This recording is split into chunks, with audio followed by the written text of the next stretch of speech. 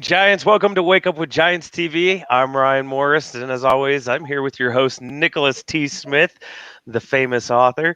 Hey, if you haven't liked us, please like us on Facebook, subscribe on our YouTube channel as well, and join the Tribe of Giants on Facebook. That's a place we all get together and support and have a great time. So you're gonna love it.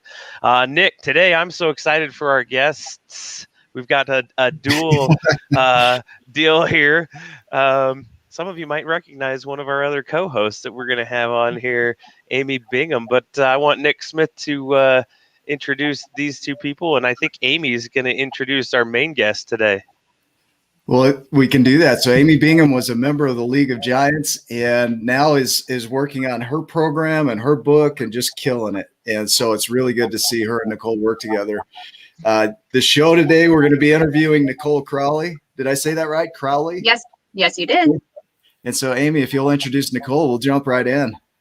Yeah, Nicole. I'm honored to go through all of this for her. So she is a motivational speaker that focuses on empowering to embrace the magic within and to bring individuals to realizing self-help and self-mastery capabilities. And she is just a whiz at this. Her whole soul embodies empowerment. And anytime you get a chance to be with her, that's just what emanates from her.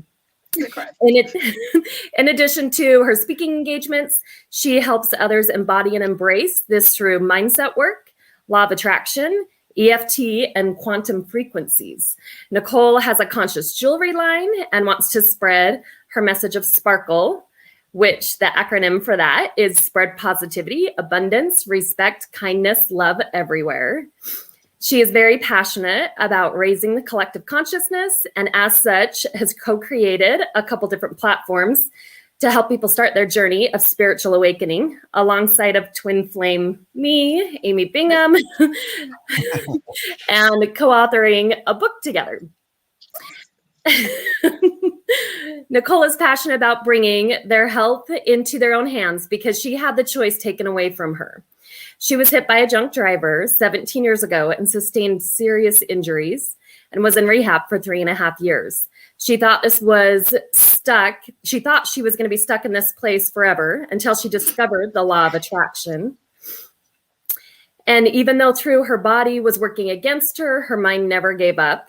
She wants to make sure everyone awakens to the power within them so that even if they ever fall into such darkness, they will recognize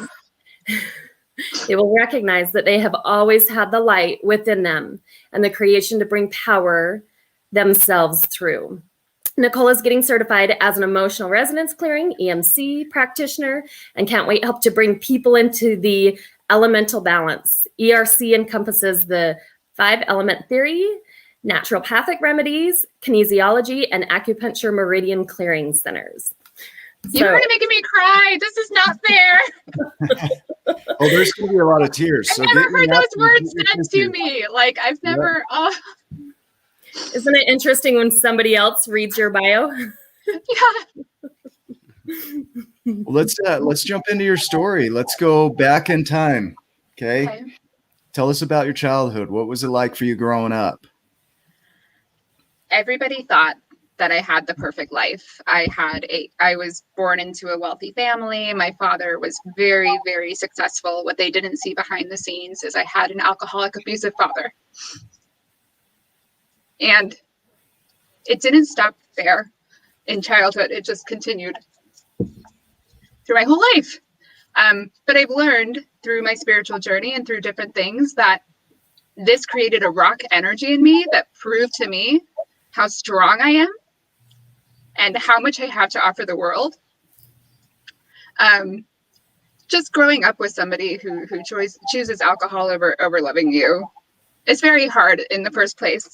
But I actually had, I was born in Switzerland, and my mother brought me to America when I was 10, and I didn't know I was coming to America.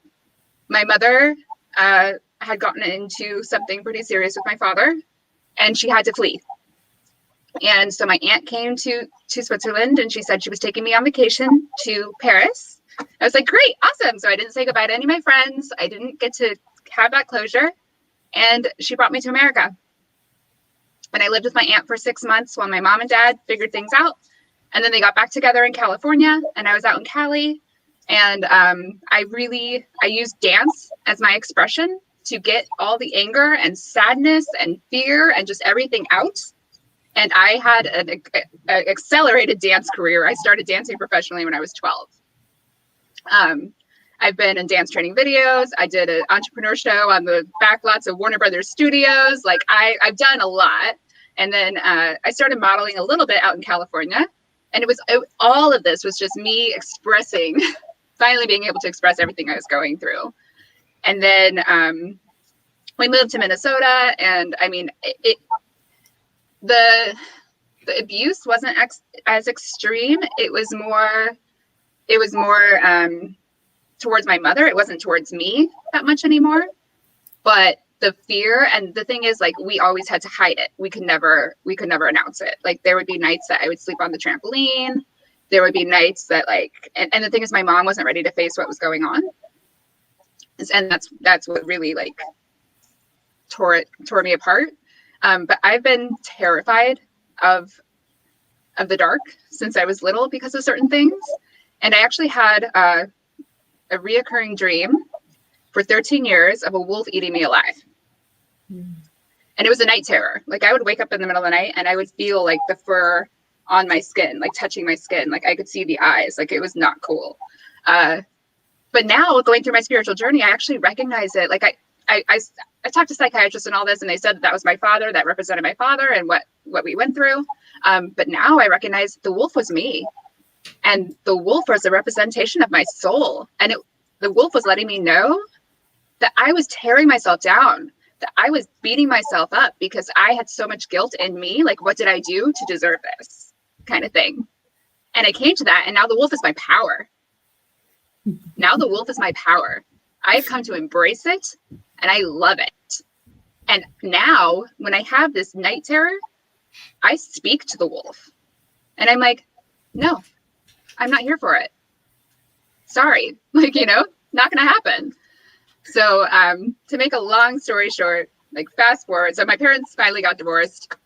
Then I was raised by a single mom. Like, I went from, like, being insanely wealthy to being on food stamps. So I've had both sides, and I know that money does not equal happiness because everybody thought we had the perfect life, and obviously we didn't. But it just built this strength in me. But then as I grew older, I got into modeling more, and I fell into an eating disorder. I did. And it's interesting because when I told my mom, she wasn't shocked. She was just like, I was wondering what would happen from what you went through with your father. And it wasn't just that. It's just like, when you're a size 0 and you are, like, going to a go-see and they're like, you need to just trim, like, 2 more inches on your thighs. It's like having that all the time and then being looked at and being told, okay, so we're going to put purple contacts in for this one. Your eyes just aren't doing it. Like, there's so much body dysmorphia in that industry. It's just insane. So then 2004, I got hit by a drunk driver, and I truly, truly, truly believed it saved my life. Because I was working full time, I was modeling on the weekends, I had a boyfriend, I was in the scene, I never did drugs, I don't even drink alcohol, so, like, that wasn't the thing. But I was always having to be seen. Our managers actually had us, like, at certain parties and certain events and all this stuff. And, like, I mean, I lived on 5-hour energy shots, and I only saw myself for the external. I didn't recognize anything that was in me. Yeah, right. Yeah, exactly. Right. 5 energy shots. Everybody's done it. We can all cop to that. But yeah, I mean, I didn't recognize myself for anything other than my external. And I mean, obviously I couldn't recognize myself for anything other than my external because of when I went with my dad. Like, how can you truly love yourself when that happens? So that happened, but I'm so proud of myself because through the car accident, I actually cured my eating disorder myself. I didn't go to a psychiatrist. I didn't do anything. Like, I had the power myself. So I got hit by the drunk driver. I had 3 fractured ribs. I had 2 tears in my lower lat, 7 tears in my rhomboid. I had cervical spine strain, permanent nerve damage to my back. It triggered a heart condition, neurocardiogenic syncope syndrome. I mean, it completely, I was, oh, thank you, Zach. I was in so much pain that I could not fall asleep until my body collapsed. I cried when I breathed. I was in so much pain. And my mom, like, I had a condo downtown, like I had the life in Chicago, and I had to move back home with my mom. And I mean, she at this point had remarried and then had wealth again. So she gave me a condo. She had a maid for me. Like, I couldn't function. So she just gave me what I needed. But she actually had to pay people to hang out with me. Like she had to pay people to hang out and have a pizza with me because I was so miserable. Like I was just in this deep, dark, like when you're in that much pain and you can't even breathe, like who wants to be around that, right? So 6 months in, and this is why I'm so passionate about this message. 6 months in, I am severely, severely depressed. And I woke up that morning and I was like, that woman that hit me has no more power over my life from this moment on than she did 6 months ago. That's it. It's over. And I intuitively was led to purchase the book, The Secret. And I started The Secret. And I started my journey of law of attraction and positivity and gratitude. And even though my body was fighting against me in every single moment, my mind never did. My mind never, ever gave up that I would be able to walk. So I had 5 doctors give up on my case and say that I should just collect disability because they would touch me. They would even, like, I had all the tears in my upper right and the fractures were my right. A 40-foot light pole came towards me and missed me by 5 inches on my right side during this accident, you guys. I mean, it was extreme. But like they would touch me on my left hand, just right here, just touch. And I would scream out in pain. And they're like, what's going on with you? Like, and the thing is, I was seeing doctors that treated me like a number and not a human being. And that's what was the big crux of it. So when I went down to Champaign, where my mom lives, and she had the place for me, like her best friend was a physical therapist for the Bulls, Chicago Bulls, and he has his own practice. So he saw me as a human being. So he did the research one night. He stayed up all night long and he was just looking at all these books. He was like, what's going on with you? He worked with me for 2 months, not even touching me. He literally just had me raise my left hand because I couldn't use my right arm. He had me raise my left hand, and then he would watch how my muscles reacted and he would see what's going on and he would measure. He would do like a case study on my pain. And then he was like, I think you have nerve damage. And he knew that I was very against pain pills. Because of the addiction that's in my family through my father and through his whole family, I'm very against pills in general. So he was like, I know you're against this, but I really want you to try this. Like, I think we need to take these pills and see if there's something there. And it did. It minimized it by like 5%. And even that 5% gave us like the signal that like, we're going in the right direction. Okay, here we go. So yeah, for 3 years, my pain did not lessen, but I was so stubborn. I would walk 1 block and my mom would have to come. I would call her on my cell because I couldn't walk back. Like it was just, but then it's incredible because I met so many amazing souls through this journey that actually wanted to be there with me because even though I was in pain, my mindset wasn't there anymore. So I learned how to smile through it. I learned how to, walk through the pain. I was like, this isn't my life. I need to just go through it and make this happen. So I made some incredible friendships, and that's what brought me to quantum physics. My bestie, who unfortunately she took her life, Charlotte, she's the one that introduced me to quantum physics, and she was the most brilliant mind ever. But she fell into a car accident and all this other stuff too, and she just didn't have the strength to get herself out. But yeah, so I mean that brought me to quantum physics, and then I came then and I was studying human nutrition, and I wanted to become a nutrition therapist and work with malnourished cancer patients. That was my aim. And then my mom wanted to kill me because I got accepted as a transfer student at the U of I into the ACES program, and only 36 students are accepted as transfers. Oh, I should explain. So I went to community college for my human nutrition degree. For my associates, and I had somebody who took my notes. I had somebody who carried my backpack. I couldn't do any of that because I was, I was so disabled, and I hate saying that word, but I was. So once my back even showed just a little bit of getting better, I got out. I moved back to Chicago, and my mom wanted to like strangle me. She's like, "You only 36 people got into that program, and you are just like, ah!" But my entire life, and this is something that I have forgiven her for, I recognize that it came from fear because of what she went through, and she wanted me to be strong.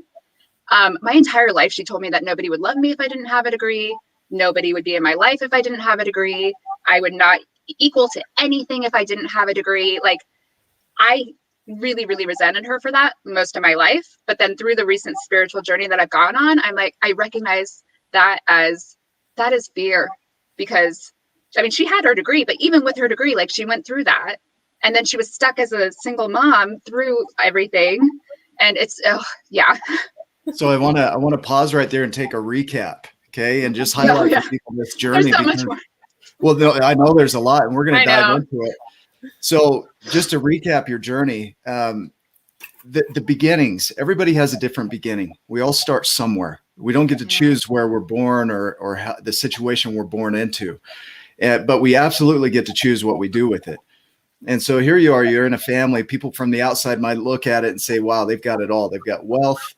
She doesn't have to worry about anything. She's got her own condo. Her mom paid for a condo. What does she have to worry about? There's nothing.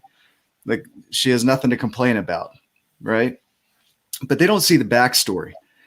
And so you're living this life. There's this other story going on. It creates darkness in your life, and then you come out of it, and you start to you go to LA. You start to do your acting and all these things that you think you want to do, and then you find out there's just emptiness in it. You're doing all the things, but you're not feeling fulfilled, right?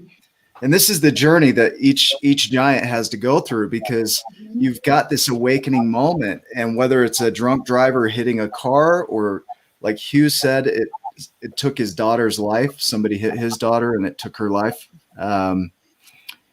Things like that wake us up. It could be anything. I know Amy, your son, took his life. There's just so many things that people don't know on the backstory. But for us, they are these awakening moments. I'm trying to spin words there. Awakening moments. There we go.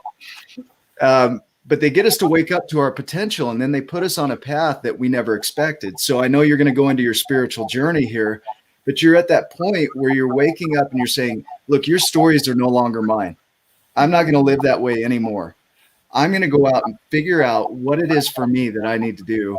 And that's the point that we're at right now. It's kind of like the book where he steps out on that unknown path, and you really don't know what the future holds. You just know that I belong on that path. Yeah. Did I recap that pretty well for you?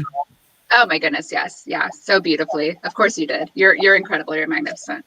And I just want to give you credit, a ton of credit for coming on and talking about this, because some of this stuff is pretty heavy stuff. And hopefully for people that are listening, that there's somebody out there, and we talked before the show, that your story is going to impact thousands, maybe hundreds of thousands, if not millions of lives.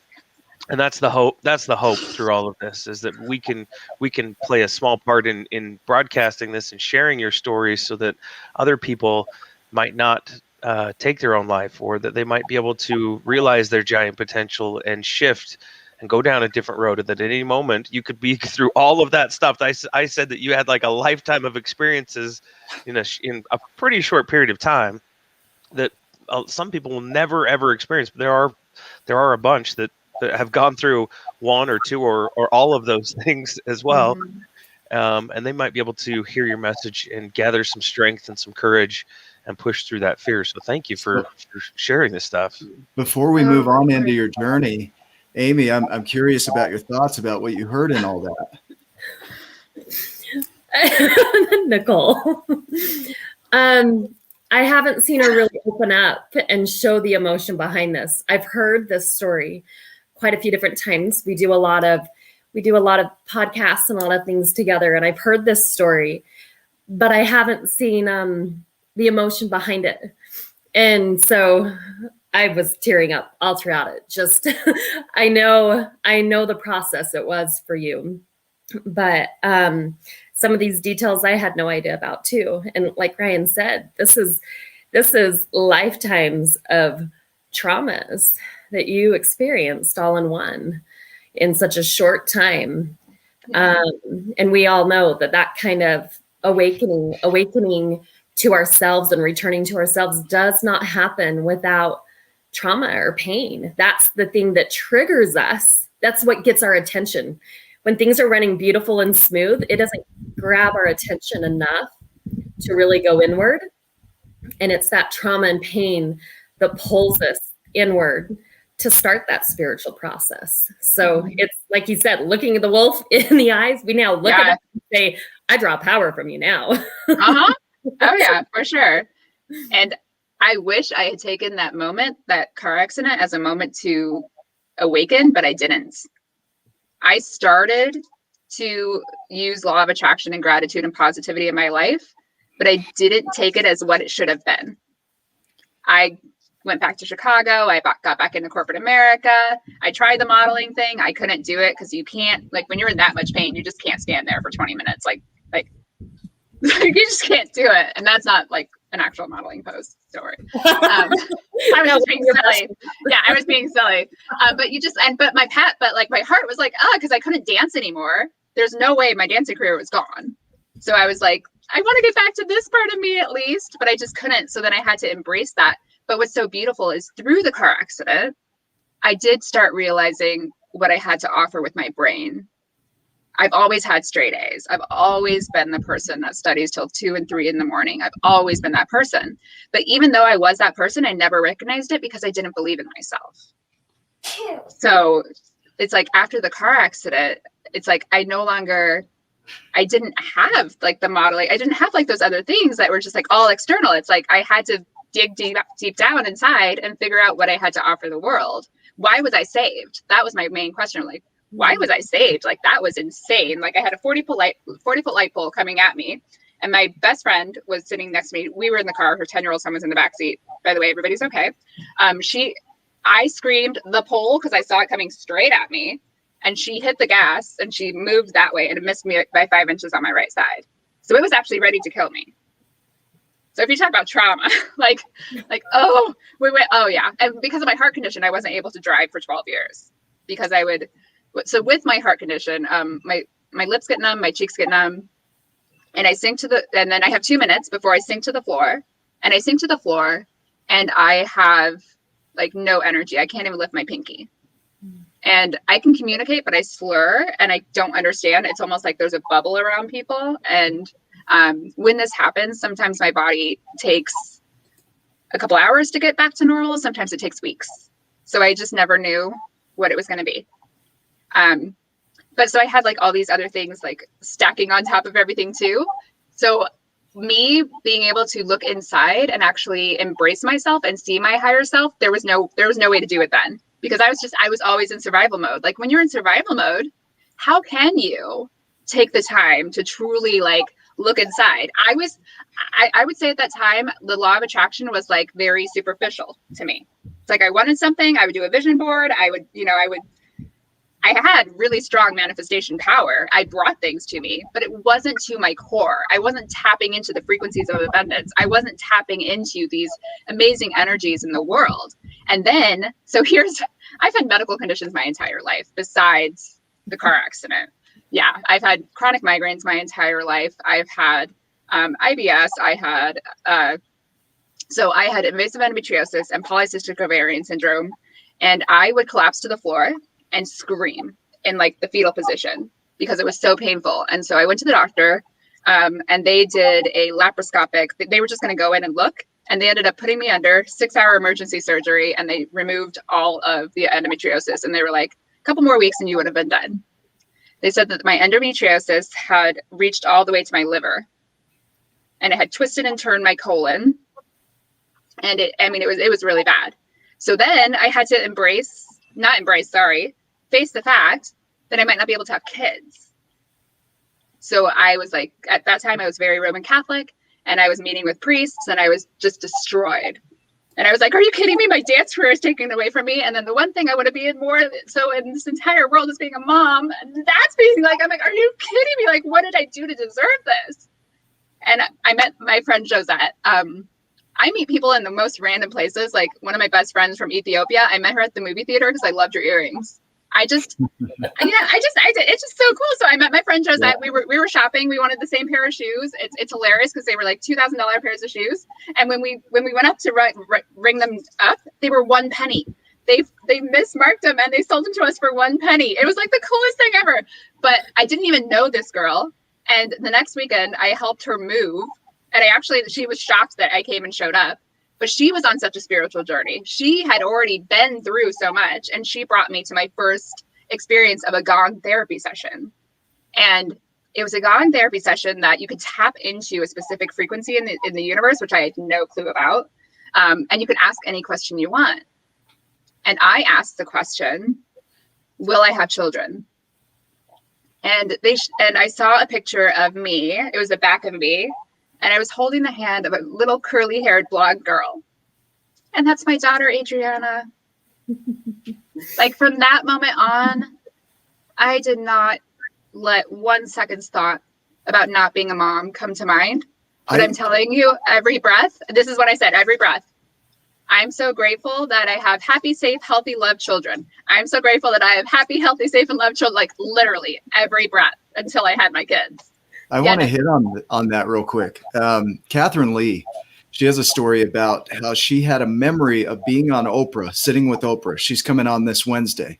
Ooh, awesome. So she had a memory of being on Oprah, and there was a certain image that she had in mind that was so clear that it was a memory, but it hadn't happened yet. Yes. My dad, before I was born, saw me at the foot of his bed. He said, he called my mom, and he says, man,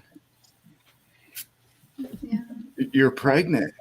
And she goes, how do you know? And he goes, well, he was sleeping on my bed. Oh, wow. So these memories, right? This is something to hit on right here. I think we go down the rabbit hole a little bit. Yeah. Is that you have this visual of this memory that hasn't happened yet, right? And it's so clear and so precise that you just know with certainty that has already occurred. You just haven't got to the time frame for it to occur yet. Yeah. Catherine Lee went on Oprah 3 times. You have your children. I was born, right? Like these things, they're projections. So can we talk about that? Can we go in the? Oh yeah. Well, this is the thing. I had been opening up my spiritual abilities throughout my childhood, but they were so traumatic that I shut them down because my uncle was murdered when I was 13 by a 13-year-old. And I saw it the night before. So I didn't see the event.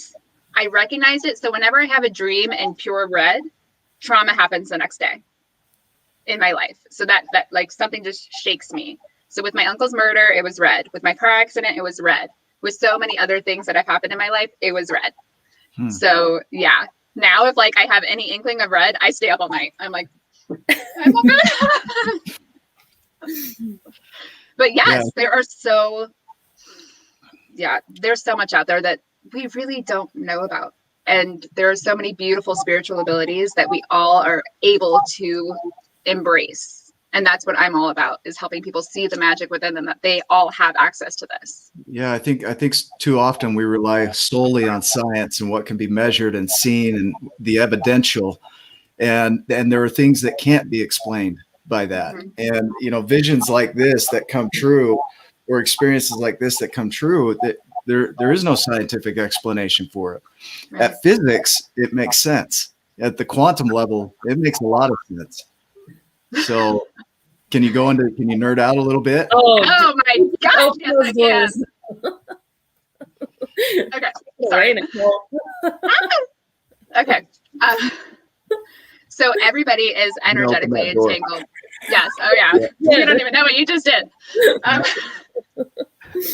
So we're dealing with quantum entanglement. Everybody is energetically entangled. So they have actually proven that you take a cell, you add a specific energy to that cell to split that cell. When you add stimuli to cell A, cell B at the exact same moment in the exact same way responds, whether it's right next to it, across the room, across the world. Or the universe. I mean, in a way. Or the universe. Well, that's the thing. And then, so if we look at creation, whatever everybody believes, whether it is the Big Bang Theory, whether it is some other kind of creation story, it all started from one, right? So that one has been split into this entire universe. So we are symbiotically connected to every single person, every single plant, everything, every planet, everything's connected. So I got to share an experience yesterday. Yeah. Real quick. Hang on to that thought. So yeah. I set an intention to reach out to my artist about doing a coloring book for the giants and the smalls. I hadn't reached out to him yet. It'd been maybe a couple of months since we'd talked. Yesterday, I get an email from him and says, "Hey, do you want me to work on that coloring book?" Amazing. And so I hadn't even reached out to him. I had the intention. I wrote the intention down yesterday, and then I go to my email and he's there. I'm like, wow, this is connected. It is connected. Oh yeah. So there's at a quantum level, just for those who want to nerd out a little bit in physics, when you get into a photon is either a particle or a wave. And the moment it becomes a wave, it exists in the entire universe simultaneously at once. So it exists in all places at once. And so when it is observed, it becomes a particle again in a new place. And so they started showing in 2019, the University of Vienna, it's called superpositioning. Okay. The University of Vienna in 2019 took a 2,000 atom mass and superpositioned that atomic mass, in two places at once. It was the same atom, but it existed in two places at once.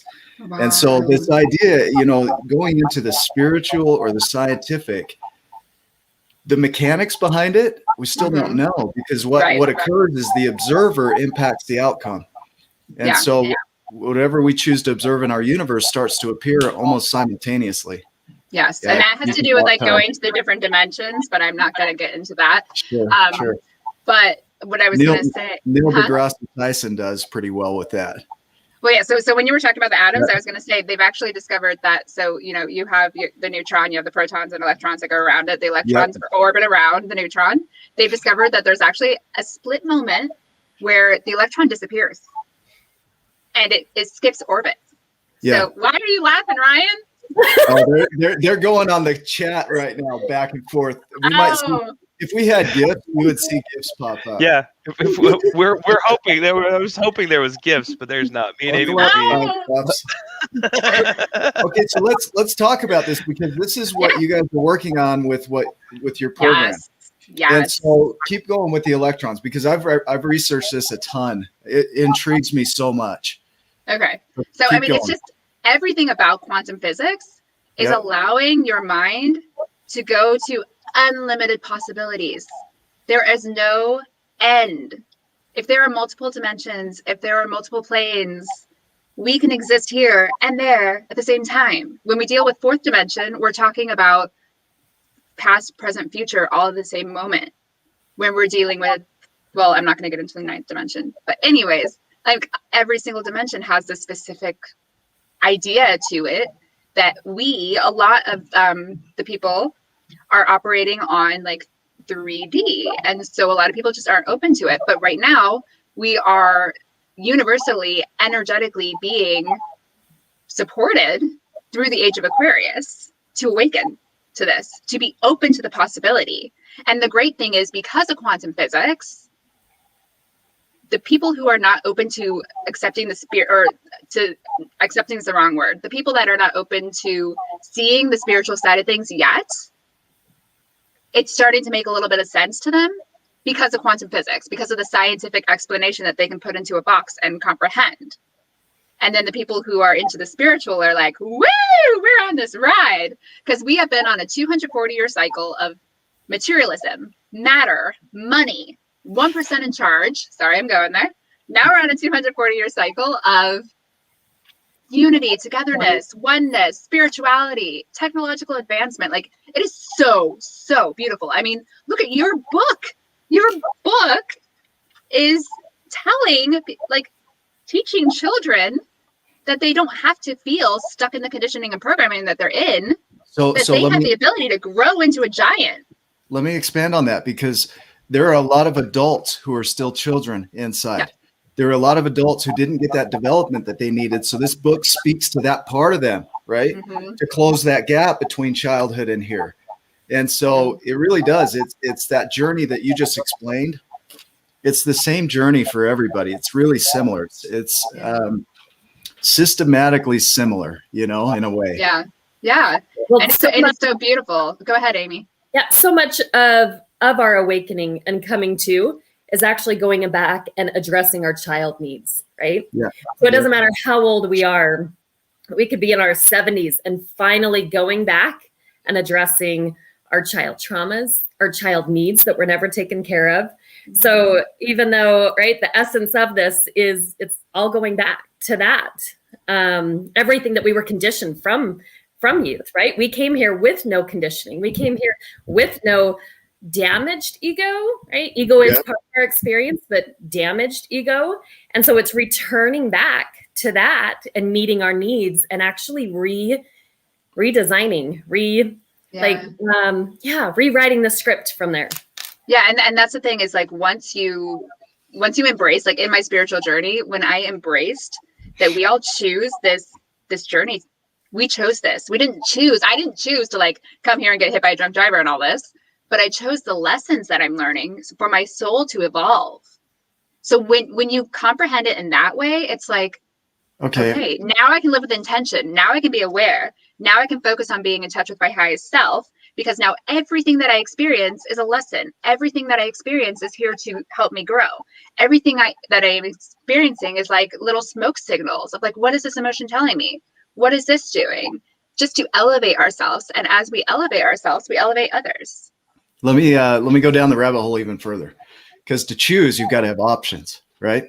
Yes. So how do you make a choice without options? That means that options already exist. In the realm of quantum physics, it says that atoms or photons exist in all positions at once simultaneously. It's when they're observed that they choose one of those positions to lock into.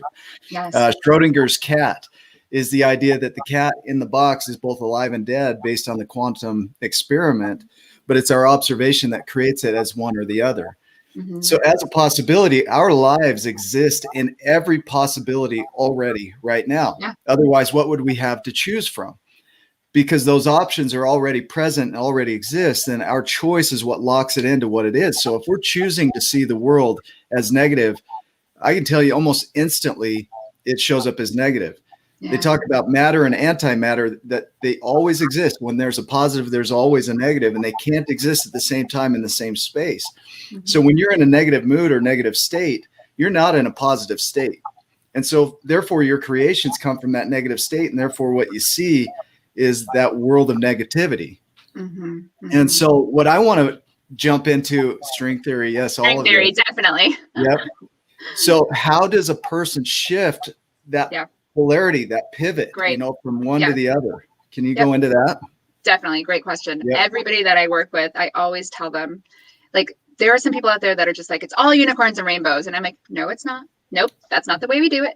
Like every single emotion that we have. It's not. Sorry, guys. Nope, that's not it. Sorry. Every single emotion. It's never unicorns and rainbows. I've never seen a unicorn. I know. Yeah. No, every single emotion that we have come into our lives, that's a reflection of what's in us. It's there to teach us a lesson. So I'm going to make you a unicorn shirt. It is due its respect. It's due its respect. But here's the thing. Don't get lost in it. You give it the respect, you learn the lesson, and then you are accountable. You are living with intention. You are focusing on coming back to alignment, and then you choose gratitude. You choose positivity. And here's the thing. A lot of people that I work with, they're like, how can I be grateful right now? Look at the world. And I'm not even going to go into like how amazing this is for people that are spiritually awakening and all that. But like, I'm like, is there a sky? You have a sky over your head. You have something to be grateful for. Every single morning before I wake up, before I even open my eyes, the first thing I say, I'm so grateful I can see. And then I open my eyes. And then I'm so grateful I can speak. And then I speak. And then as my feet touch the ground, I'm so grateful I can walk. And I'm not kidding. My entire morning routine, I am grateful for every single part of it. And when you start the day like that, it just changes everything. Last night, I'm coming home. I'm feeling frustrated. Just got off work. I do work full time while I do all this. Okay. And I was exhausted. I was beat. I was feeling frustrated, a little bit angry, right? Started to list out the things I was grateful for. Mm-hmm. And an unexpected text comes through from somebody that I knew it was out there, but I wasn't expecting them. That came through as soon as I got grateful. And then Ryan calls me shortly after. And so it builds on itself. And so, but I took a moment in that negativity to be, come on, it can't all be negative right here. So what are you grateful for? So I started listing out all of the things. I spoke them out loud, all the things that I was grateful for. And instantly it shifted. It's not this linear thing. We get so stuck in, well, 10 months from now, when I get to that point that I'm grateful, then I'll be good. No, it's instant. It's like that. Yeah. And it's so beautiful that it is instant. And the thing that holds us back from realizing that it's instant or being able to create it as an instant thing is a limiting belief that it has to be hard. It's all these limiting beliefs that are conditioned and programmed into what we are, our essence. Like, it's just ridiculous. It's like, can we please just shed this stuff? Like that's what I am all about. And when you're talking about focusing on gratitude. Did you just not intentionally swear? Oh, I would have gone through with it. I'm a mommy of 2 little girls. I'm like, most of our conversations, instead of saying a word, she'll spell it out. And I have to like stop and like picture the letters to like form the word. I'm like, and there's a kid on the show. Yeah, there we go. See, and okay, so here's the thing. This is my cuss. This is my cuss word in my house. Ready? God bless America. I stub my toe and I'm like, God bless America. And my kid, I'm not kidding. It's so funny. It's so funny. And there's no reason behind it. That became it. But when you were talking about how when you focus on gratitude and then you instantly shift, that's because your frequency shifted. It's all about frequency. It's all about consciousness. It's like when we focus on sadness, fear, anger, our frequency, our vibration is at like 0.2, from 0.2 to like 2 megahertz. When we focus on gratitude, love, joy, excitement, happiness, it's like 500 megahertz. And they've proven that the human body operates best between 62 and 72 megahertz. And when it drops down or it goes sky high or whatever, it creates all this imbalance. And that's really what I'm all about with everything that I do. But I always teach people to just bring back to focus and focus on gratitude. But here's the thing too, that there's so many people out there that are teaching, like, you have to meditate an hour every day. You have to write down 20 things that you're grateful for every day. You have to do this. It's like, no, you do what works for you. Like, that pisses me off to no end. Okay. So Amy, go ahead. Yeah. To chime in on that, there's an importance of the pain and depth that we go through. So to not, when we're talking about all of this gratitude work and shifting our mindset, there's a time and place of when that opportunity is appropriate to jump on. I mean, so many times we can just go in the depths of feeling shameful and that we're not there, but there's lessons learned in our depth, in that grief, in the grieving loss of, certain dreams that you have and all the different things that you had on your plate, Nicole. There was lessons in that. And so you honor that time and space there. And then, then there is a divine timing of when to make that shift. Yeah. And I have a little trick with that. So what's interesting is, like, as a busy mom or working full time or whatever it is, like, these emotions come up and sometimes you can't address it. Like, something happens and you're sad. Like, you might even be an empath and it might just be like the collective is all of a sudden just making you sad and you don't get it. So at night, what I do is, like, I'll be like, okay, so I need to address this emotion and this emotion and this emotion. So, like, if it was sadness, I'll force myself to listen to a sad song and I'll bawl it out. And I will make myself, like, address those emotions, because every time that we don't address emotions, it creates imbalance in our body. Every time we don't clear a trauma, it creates imbalance in our body, and that manifests in our body as pain and dis-ease. And then we're conditioned and programming to thinking that humans have to be this way. Like, when I was always sick when I was little, and I was used to it. I was always in bed when I was little because I had a really bad immune system. Like, and it was just, that's how it is. We're supposed to be meek and humble. This is my life. Everybody has their thing. We're supposed to be grateful for what we do have. And it's like, no, when you come to the realization that you are in charge, that you have self-healing capability with your mind, with working with frequencies, with working with symbiosis, wherever, if it's through plant medicine or whatever it is, like, that is where the power lies. And that's where you're just like, shut up, world. I'm going to take you down another rabbit hole. You ready? Okay. Yeah. All right. So I was reading I subscribe to a physics magazine. So it just sends through articles on my phone.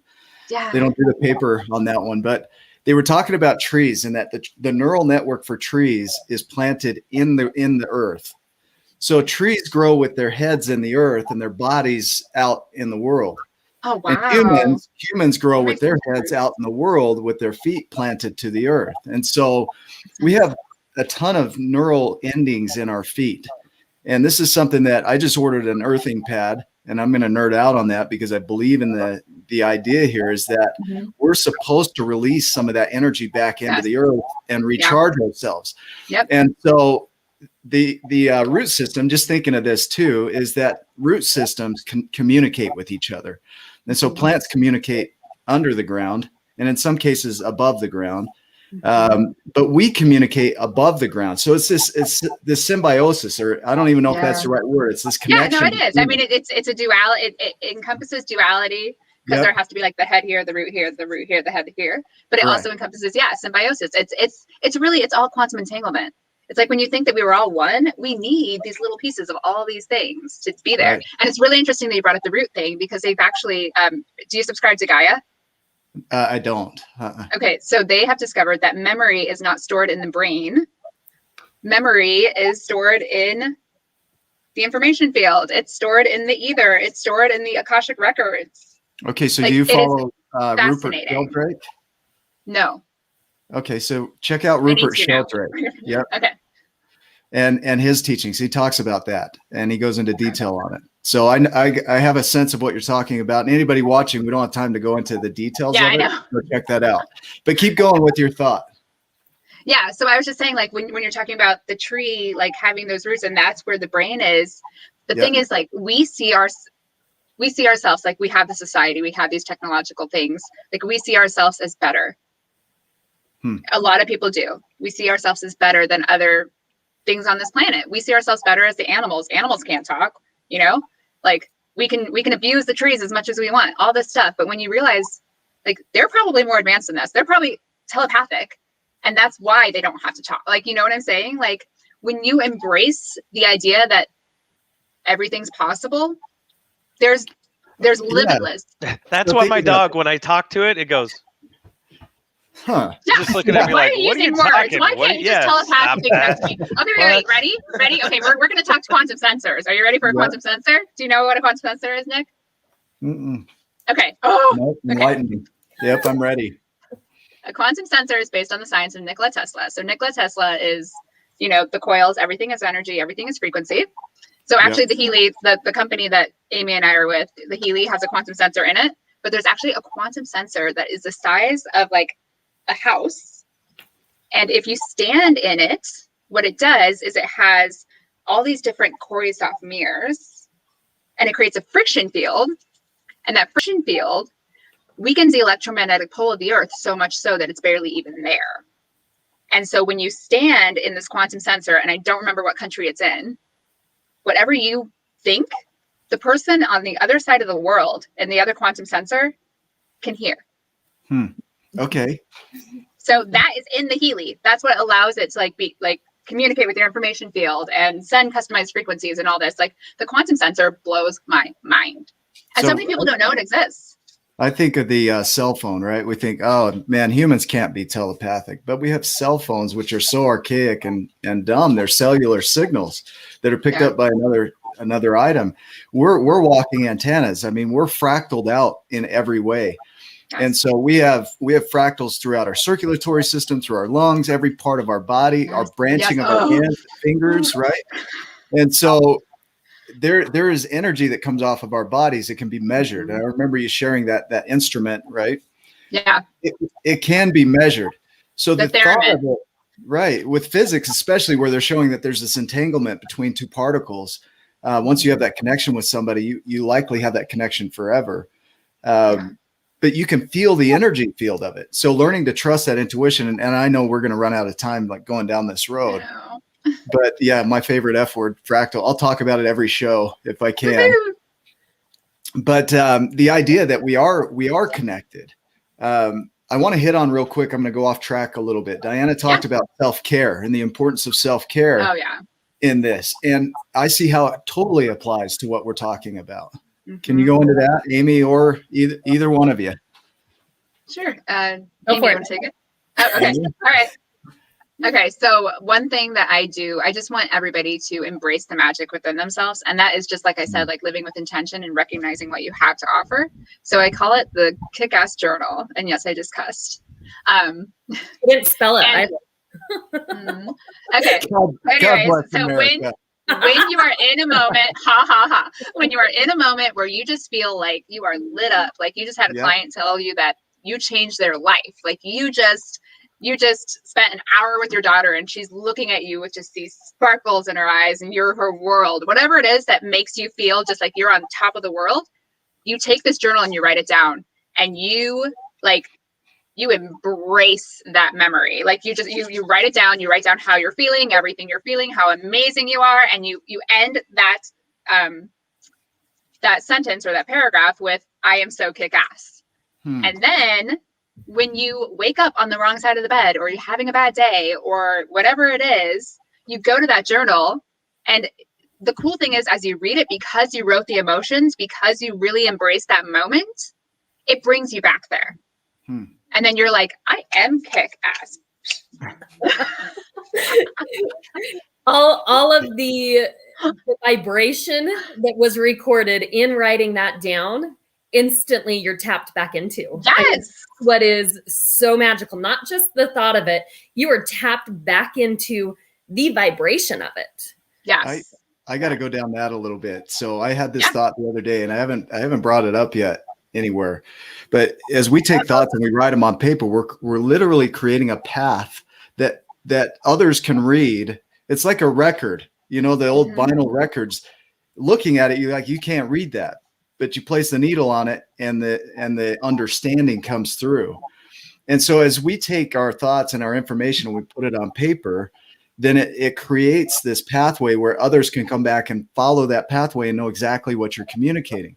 Like we're taking all this vibration, we're turning it into pathways. Our brain does the same thing. And so all this understanding that we have with neural pathways is that our brains are out there creating pathways and making those more efficient so that when we go to retrieve the information, we can follow that pathway and know what we're seeing in the environment, in our experience. Yeah. And so the thought here is that what we do in our brain, when we take it to paper, we're essentially creating neural pathways on paper. We're creating a written description of what we're experiencing in such a way that somebody else can come along and now touch that paper, read it, and pull that information into them and understand what we're experiencing. Yeah. We'll talk a lot about that. It's activation. It's activation codes. We activate each other all the time. Oh, and they're words, but they come from such power. Each of us hold, right? The core essence of why Nick is here, why Ryan is here. You have certain messages and words that coming directly from your mouth, you speaking it, you writing it, activates that in somebody else. Their codes are activated. Yep. From the incredible Maria Portas, we all have a specific code that we are here to activate. I am the code of empowerment. This beautiful, beautiful woman is the code of rebirth. Yeah, Maria will be on Wednesday night. Yes. Yes. I love Maria. We're gonna nerd out big time. I mean, really, we got about 6 minutes left here. So if you were to impart some wisdom for somebody that's on their journey, that maybe they've gone through some trauma and they're stuck at that point. Maybe they're a little further ahead and they're just stepping on their spiritual journey. You choose just where you feel the wisdom should go. But what would you share with somebody that's watching this episode? When you are in the darkness, the only way to see light is through darkness. If you are in a lit up room and you shine a flashlight, guess what? You can't see it that well. You can only see it in the darkness. So when you are in the darkness, don't look externally for the light, look within you for the light, because you are magic. And take the tiny, tiny steps to learning that, whether it is crystals, whether it is, I'm not sure what it will be for you, whether it's like self-help journaling or whatever it is, there is something that will help you bring out the light within you, because nobody has to live in the darkness. It's your choice. Ryan, crystals. Are there crystals? I'm like going like all like You're I like, know, Nicole goes all deep, and here we are giggling at Ryan over here. Right. Sorry, I Wait for agree. that moment, Nicole. It was I beautiful. got your It number, was Ryan. amazing. Oh, you are so. Yeah, serious moment taken to the other level. That's what I look. I Yeah, love it. It's Yeah. great though. take It's it wonderful. But yeah, seriously, nobody ever has to be stuck where they are. They have that. They have that option, and then also we chose this life. We chose this path. So live with intention. Be aware. Take the time to realize how amazing your actual body is. We have 70 trillion cells in us, keeping us safe every single second. Like if you I even wonder take a moment to dive into that. Which one of those cells knows that it's a part of the body? Which one of those cells I has don't know. consciousness that it is Yeah, I don't part of know. something bigger, right? Yeah, no clue. No I mean, clue. we could be the same thing in scale. I mean, we could be a Mhm. part of a body in some way. I mean, it's Oh, yeah. not outside the realm of possibility. Well, that's why when we say like we are part of the universe, but we Yeah. are the universe. Yeah, I love it. Yep. Ryan and Amy, Yeah. I'm gonna like split the screen somewhere here and have you guys jump in and just share some of your thoughts about this. Amy, you go. Okay, as you're going through this process and you're looking for how to pull yourself out, these tools that Nicole's talking about, kick-ass journal, right? Affirmations, meditation, doing that searching within. There's tools out there too, like tuning forks, different things that will help you tap into the frequency. There you go. Have you been practicing? Let me hear it. Do it.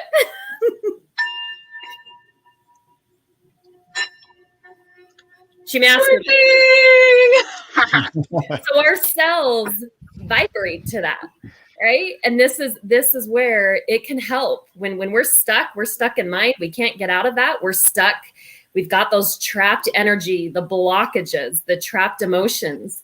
Tap into some of the frequency devices. There's meditation, there's bowls, there's the Healy device, right? So many devices that help you tap into the frequency that you're seeking. Mhm. I love it. Ryan, any other thoughts?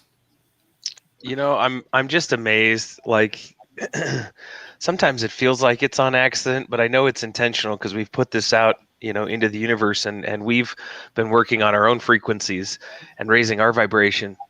And I want to use the word amazing, but it's not surprising when we run across a Nicole, an Amy, a Melissa, a Sandra. You could list off all of these giants that we've run into, and all of you that are in the tribe of giants that have come in and have become a part of our space. It's not an accident. It was very intentional to increase and raise our vibration, and then help others to do the same thing. And so I'm thankful for you and for living into that, and for helping others, for all of us to grow into that as well. And you're doing really well on your kick-ass journal. It's working. Thank you so much. God bless America. God bless America.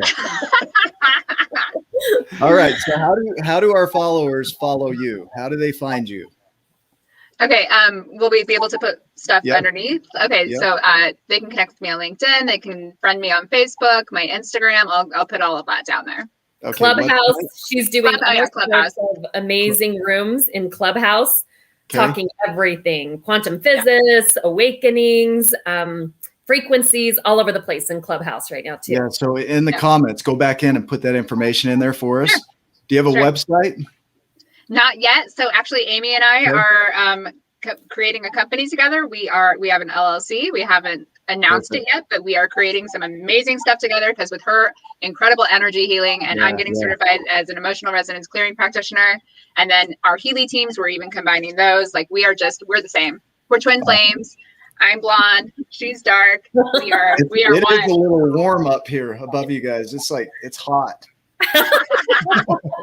Twin flame. I really wanted to focus more on I really wanted to focus on like Amy and I and how we met and stuff. And I'm like, we didn't get This to is about it. you. Nope. Hey, this is about you. your light just went into a triangle in the back. It did? We No. knew that was going to happen. No. It might have. I was just watching it like this the whole show. You'll have to. Ryan, there's a story behind that. I know. We need to post that because I want to see that triangle. Okay. Fine. Well, good. Well, everybody that's been watching, let's go ahead and wrap up. Thanks for being a part of the show. Make sure that you subscribe to the YouTube channel. If you're not following the Tribe of Giants, make sure you do that. We appreciate you being a part of this tribe and this journey. Our goal is to highlight you and help you to make it, to become a giant, reach your giant potential. Nicole, thanks for being on the show. Amy, thanks for helping. Ryan, you're always awesome. So I am so grateful, so grateful for this opportunity. Thank you. That's awesome. And on your signature, fin. Yes, yeah, please do. Sparkle, spread positivity, abundance, respect, kindness, love everywhere, every day, every moment. Perfect. Make it a giant day. We'll see you on the next episode.